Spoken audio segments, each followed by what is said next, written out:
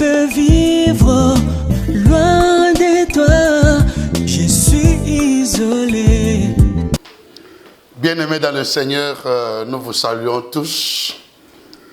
Nous sommes vraiment dans la joie de vous retrouver encore une fois de plus, bien-aimés, dans cet espace où nous partageons la parole de Dieu. Et c'est merveilleux, bien-aimés, d'écouter ce que Dieu a dans son cœur pour nous, ses enfants. Nous allons prier. Père, nous te disons merci pour cette occasion que tu nous as donnée, pour que nous puissions nous retrouver à ta table pour prendre cette nourriture spirituelle qui est la parole de Dieu, cette parole qui va nous amener à la maturité spirituelle. Seigneur, laisse que toi tu puisses nous parler, laisse que toi tu puisses nous enseigner, Seigneur, et nous donner ta révélation. Nous te disons merci au nom de notre Seigneur Jésus-Christ. Amen. Bien-aimés dans le Seigneur, nous allons partager la parole de Dieu ces jours pour arriver à comprendre quelle est la pensée de Dieu pour nous en ce moment ici. Nous allons lire la parole de Dieu dans le livre de 1 Timothée au chapitre 2, verset 1 jusqu'au verset 4. La parole de Dieu nous dit ceci. J'exhorte donc, avant toute chose, à faire des prières, des supplications, des requêtes, des actions de grâce pour tous les hommes, pour le roi et pour tous ceux qui sont élevés en dignité, afin que nous menions une vie paisible et tranquille, en toute piété et honnêteté. Cela est bon et agréable devant Dieu notre Sauveur, qui veut que tous les hommes soient sauvés et parviennent à la connaissance de la vérité. Bien-aimés dans le Seigneur, nous allons partager ce matin ce thème, les désirs de Dieu. Quel est le désir qui est dans le cœur de Dieu? Quand nous parlons du désir, cela vient du verbe désirer, qui veut dire souhaiter la possession ou la réalisation de quelque chose. Nous parlons du souhait qui est dans le cœur de Dieu. Est-ce que Dieu a un désir? Lorsque nous observons, nous voyons que les gens qui viennent à l'église, ils ont des désirs, ils ont des besoins, et ils viennent exprimer ces désirs et ce besoin devant Dieu. Et ils veulent que Dieu réponde à leurs besoins, que Dieu rencontre leurs désirs, les désirs les plus profonds qui sont dans leur cœur. Et cela est normal. Mais est-ce que nous nous posons aussi la question, et puis aussi, si nous résumons les désirs que nous présentons à Dieu chaque jour ici, nous voulons être bénis. Je veux être béni dans mon mariage, je veux être béni dans mon travail, je veux être béni dans ceci et cela. Et cela est normal et Dieu est prêt à répondre à nos besoins ou à rencontrer nos désirs. Mais est-ce que nous nous sommes déjà posé la question, est-ce que Dieu a aussi des désirs? Quels sont les désirs qui sont dans le cœur de Dieu?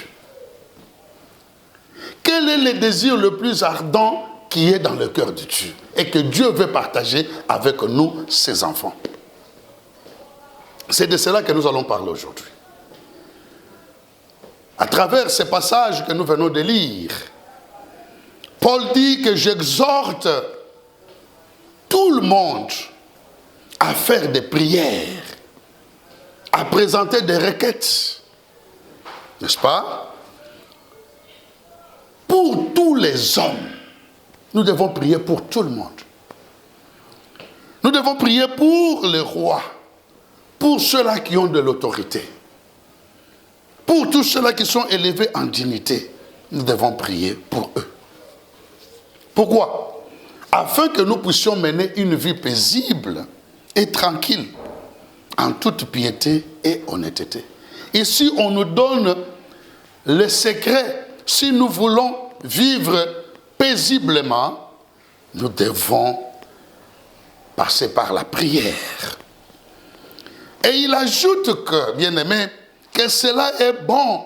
Et oui, si nous faisons cela est bon et agréable devant Dieu. C'est-à-dire Dieu est content que ses enfants puissent prier pour tous les hommes, que ses enfants puissent prier pour tous ceux qui sont élevés en dignité, afin que nous puissions mener une vie paisible et tranquille dans nos familles, dans nos lieux de travail, dans nos quartiers, dans nos communautés, ainsi que dans nos nations. Oui, bien-aimés, parce que Dieu veut que nos nations soient en paix. Et il dit que Dieu est content de cela. Pourquoi? Parce qu'au travers de cette opération-là, la prière, quand nous prions, pour que la vie soit paisible et tranquille, cela est bon et agréable devant Dieu, qui est notre sauveur. Ici, Paul présente Dieu comme un sauveur. Un sauveur qui a un désir ardent dans son cœur. Que si les gens priaient, s'il y a la paix, s'il y a la tranquillité, alors son désir qu'il a dans le cœur va se réaliser. Voilà, bien-aimés. Et quel est le désir de Dieu? Le désir le plus ardent de Dieu, Paul le présente au verset 4. Qui veut la volonté de Dieu et que tous les hommes soient sauvés. Tous les hommes soient sauvés. Et parviennent à la connaissance de la vérité. Voilà le désir le plus ardent qui est dans le cœur de Dieu. Voilà pourquoi Dieu nous amène dans la prière. Que nous puissions prier pour tous les hommes. Que nous puissions prier pour les autorités. Que nous puissions prier pour nos nations. Que nous puissions prier pour nos lieux de travail. Que nous puissions prier pour nos familles. Que nous puissions prier pour le lieu où nos enfants étudient, dans les écoles, dans les universités. Que nous puissions prier pour nos communautés bien-aimées, parce que Dieu veut que les gens puissent arriver au salut. C'est ça, bien-aimés, le désir le plus ardent de Dieu. Et nous allons analyser ces désirs. Il y a tout d'abord le premier point, où Dieu veut le salut de tous. C'est-à-dire Dieu ne veut pas perdre quelqu'un. Dieu ne veut pas perdre une âme. Bien-aimés, notez cela, que Dieu ne veut pas perdre une âme. Dieu a besoin que toutes les âmes soient sauvées. Que les sorciers soient sauvés. Que les marabouts soient sauvés. Dieu veut que les occultistes soient sauvés. Les voleurs, les prostituées, que toutes ces catégories qui sont à marge de la société, bien-aimés, soient sauvées. Parce que pour lui, ces âmes-là, toutes ces âmes ont de la valeur à ses yeux. Bien-aimés dans le Seigneur, Jésus-Christ est l'expression de l'amour de Dieu envers ce monde pécheur. Oui, voilà pourquoi Dieu a envoyé son Fils Jésus-Christ pour sauver les hommes pécheurs. Il a envoyé son Fils. Voilà ce que la Bible nous dit dans Marc, au chapitre 2, versets 15 à 17. La parole de Dieu nous dit ceci. Comme Jésus était à table dans la maison de Lévi, beaucoup de publicains et des gens de mauvaise vie, écoutez très bien, des gens de mauvaise vie, se mirent aussi à table avec lui et avec ses disciples. Nous avons l'habitude de chasser les gens de mauvaise vie. Nous les avons déjà condamnés. Mais ici, nous voyons qu'ils étaient à table avec Jésus. Alléluia. Car ils étaient nombreux et l'avaient suivi. Les scribes et les pharisiens, le voyant manger avec le publicain et les gens de mauvaise vie, dirent à ses disciples, pourquoi mange-t-il et boit-il avec le publicain et les gens de mauvaise vie? C'est que Jésus, ayant entendu, il leur dit, ce ne sont pas ceux qui se portent bien qui ont besoin de médecins. Quelle belle image que Jésus nous donne. Mais les malades, oui, quand quelqu'un est en bonne santé, il ne peut pas aller à l'hôpital. Mais ce sont les malades qui ont besoin du médecin. Voilà ce qui veut dire, bien-aimé, que ce sont les pécheurs qui ont besoin d'un sauveur. Je ne suis pas venu appeler les justes, mais des pécheurs. Voilà. Dieu veut que tous ceux-là qui vivent une mauvaise vie, ici sur terre, parviennent au salut. Et pour qu'ils parviennent au salut, ils doivent passer par la repentance. Ils doivent changer leur façon de vivre. Oui, bien-aimés, ils doivent renoncer à tout ce qu'ils sont en train de faire, qui est mauvais devant Dieu. Ils doivent renoncer à cela. C'est ça le désir de Dieu. C'est ça ce qui est dans le cœur de Dieu. Quand nous regardons, nous lisons dans l'Ancien Testament, dans le livre d'Ézéchiel, au chapitre 33, le verset 11 nous dit ceci.